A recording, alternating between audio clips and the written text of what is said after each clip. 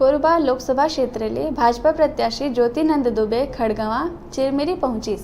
Party पदाधिकारी मन संग में महामाया मंदिर में माथा टेकीस।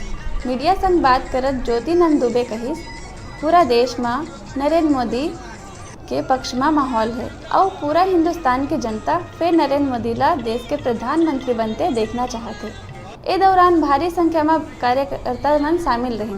कोरिया ले डिजिटल रिपोर्टर संजय गुप्ता के रिपोर्ट। ठीक है, व्यस्तता के कारण आ नहीं पाए होंगे मतदाताओं के लिए, लेकिन मैं विश्वास दिलाना चाहता हूँ कोरिया जिले के मतदाताओं को कि भारतीय जनता पार्टी पे आप विश्वास करिए। लोकसभा में मैं कांग्रेस की प्रत्याशी श्रीमती ज्योत्सना महन जी चुनाव के बाद दिल्ली और भोपाल के गलियारे में मिलेंगे और ज्योतिनंद दुबे कोरिया जिले के चौपाल में मिलेंगे। आश्वस्त करना चाह रहा हूँ।